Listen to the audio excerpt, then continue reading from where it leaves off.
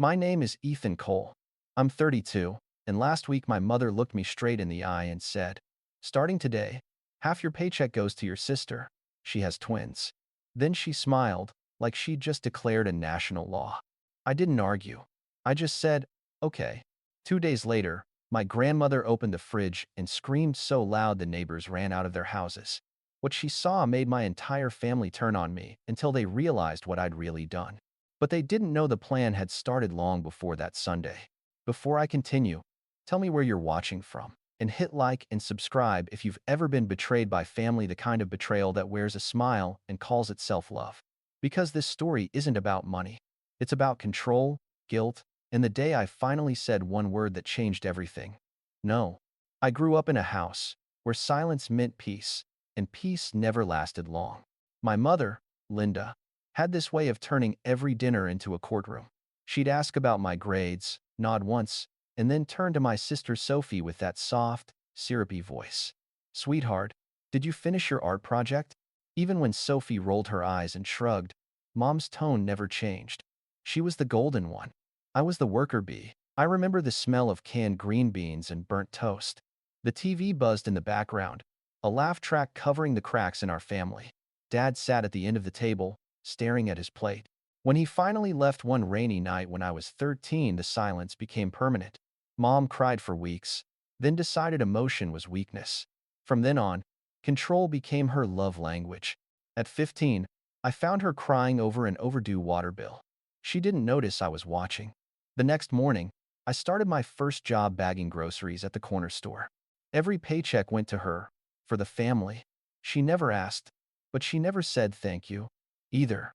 I told myself I didn't need it. Gratitude was optional. Love was duty. Years blurred into habits.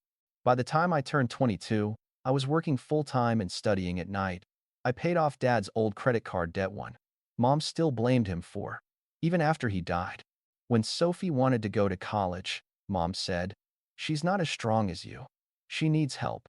So, I took another job tutoring freshmen online, sending half my pay straight to Sophie's tuition. She never knew it came from me.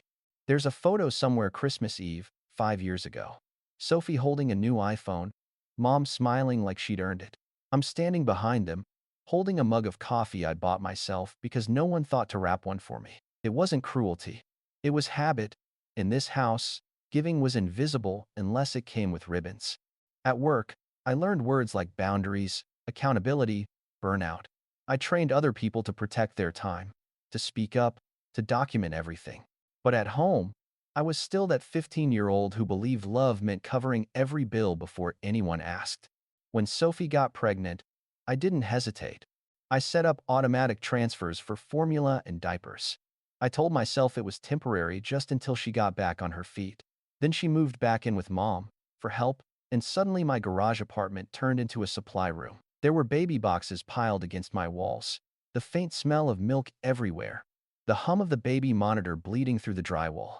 Sometimes, at 2 in the morning, I'd hear the twins crying through the vents. I'd drag myself up, warm bottles, and knock on the door. Sophie would be scrolling her phone, half asleep. "You're a lifesaver," she'd mumble. Then the next day, Mom would scold me for using too much electricity. I didn't know it back then, but every quiet favor I did was stacking like dry tinder.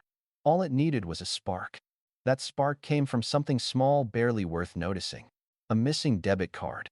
I noticed it on a Tuesday night. The debit card I kept in my wallet was gone.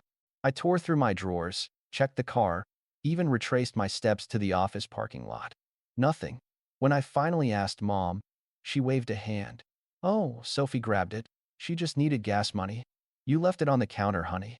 Something in my chest tightened. "Gas money? Relax," she said, rinsing a plate. "She'll put it back." Sophie didn't put it back. 2 days later, a $900 charge appeared from a boutique baby store downtown. I stared at the transaction on my phone, blinking, as if the numbers might rearrange themselves. When I confronted her, she looked offended. "It's for the twins," she said. "Do you want them in some cheap stroller that breaks in a month?" "It's not about the stroller," I said quietly. "Then what's it about?" she snapped. "You act like I'm stealing from you. We're family." Family. That word was currency in our house. The kind that paid for guilt, When I turned to Mom, hoping for at least a hint of fairness, she didn't hesitate. Ethan, it's just money. You're single. You have a good job. And she has 2 babies. You should be grateful you can help. Grateful, that was the word she used. As if my exhaustion was privilege. That night, I sat in the garage with the lights off, scrolling through every payment I'd made for this family electric bills, grocery runs, the Wi-Fi plan everyone used but never paid for. I'd even bought the new fridge last spring when the old one died. I kept receipts for everything, mostly out of habit. It was what I did at work: record, document, report. The hum of the mini fridge beside my bed sounded like mockery. I thought of my colleagues who came to me with burnout stories, and I'd tell them, you have to draw boundaries, or they'll eat you alive. I realized I'd been preaching survival while quietly drowning. Tyler moved in around then. He arrived with 2 duffel bags, a smile too wide, and promises that evaporated like morning mist. He called me bro the first day and asked to borrow my old laptop the second. Just for job applications, he said. A week later, I caught him gaming on it, laughing into a headset while Sophie fed the twins alone. I told myself to stay out of it, but staying out of it didn't mean I wasn't paying for it. When the utility bill tripled, Mom just said, "That's what happens when there's a family under one roof." I started keeping my receipts in a folder marked house expenses. It wasn't a plan yet, just instinct. I needed proof that I wasn't crazy, that I wasn't imagining the imbalance. One night, as I passed the living room, I overheard Mom say, "Ethan's lucky to have us. He'd be lost without family." I almost laughed.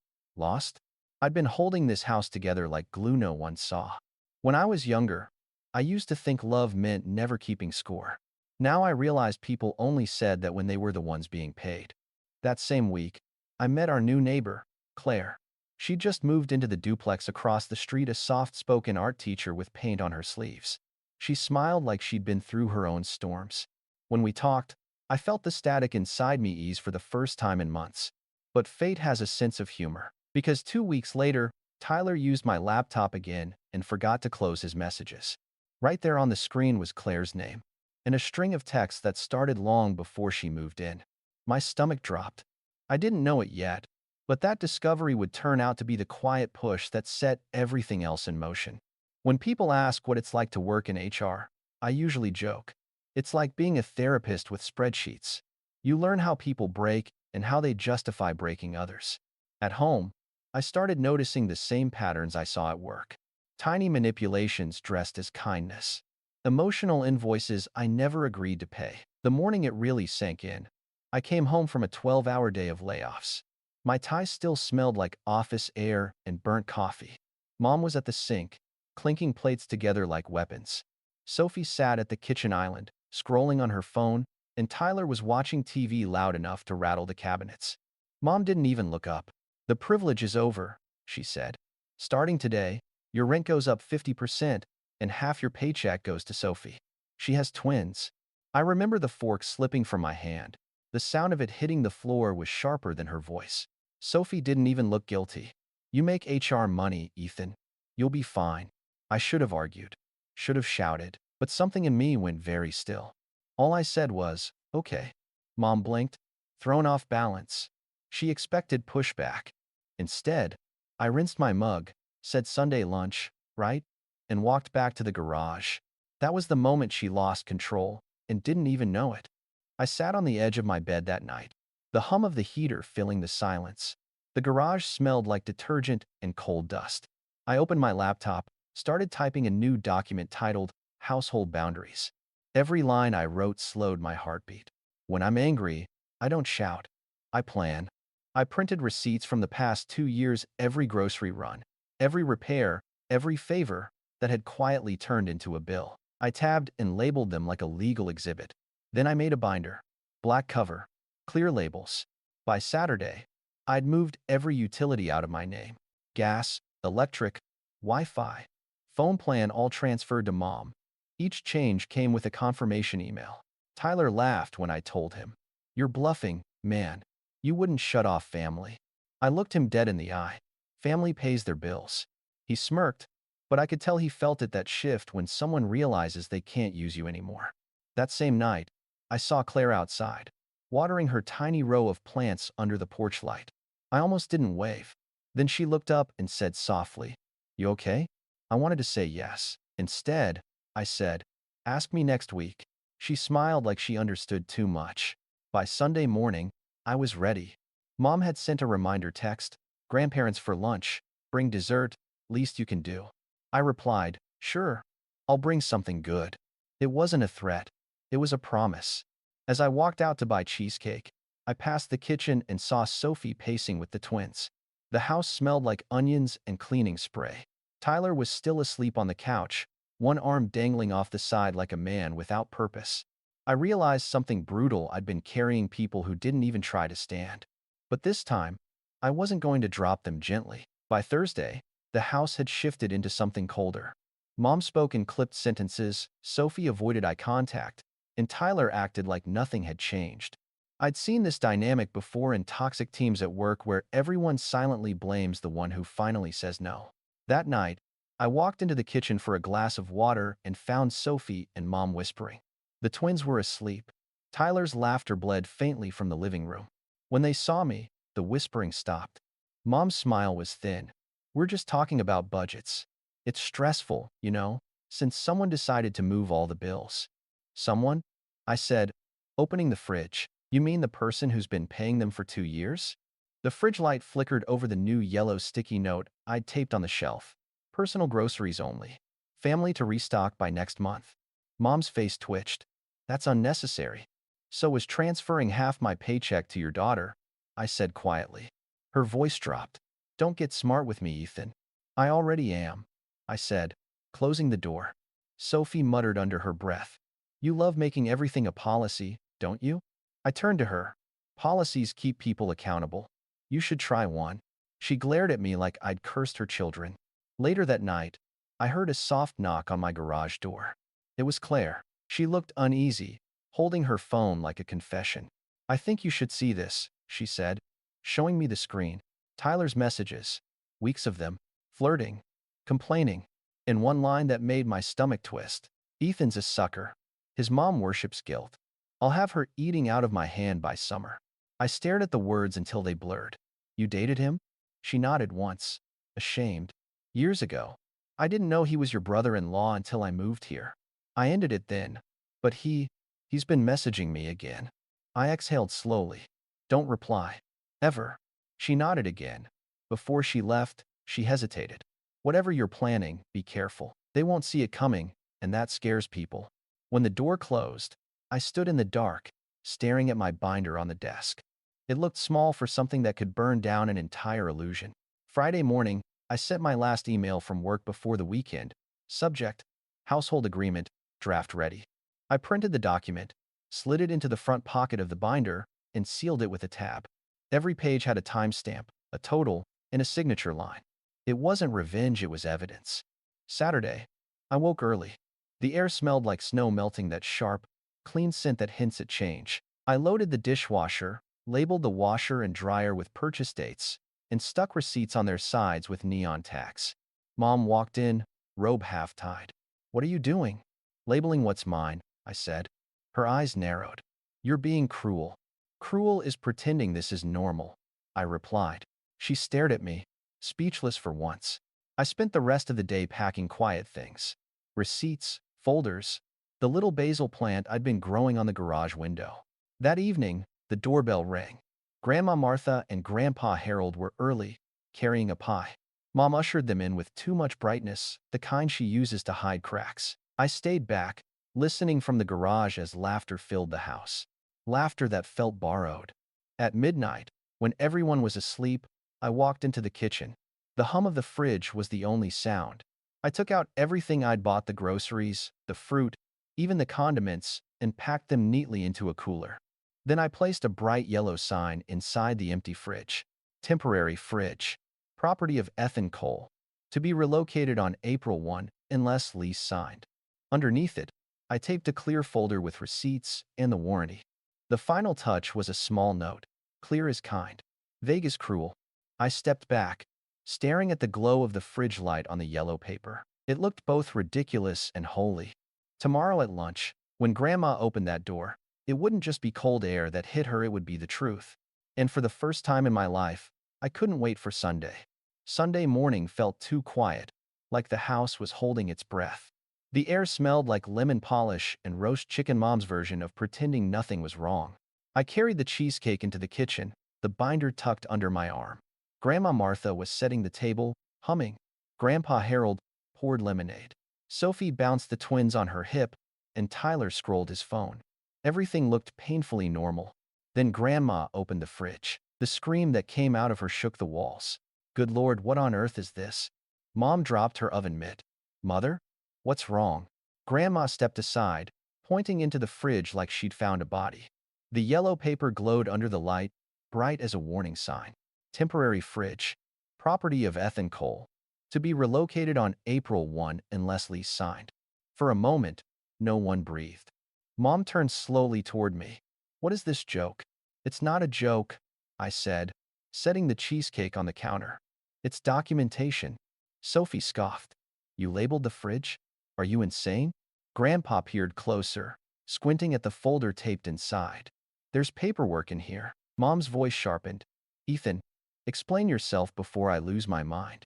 I opened the binder and placed it next to the cheesecake. You said rent goes up 50% and half my paycheck goes to Sophie. This is me agreeing. But agreements come with terms. She blinked, uncomprehending. Terms? Yes, I said, flipping pages. Lease details. Receipts for everything I've paid in the last 2 years' groceries. Utilities, the washer, the dryer, the fridge, even the Wi-Fi.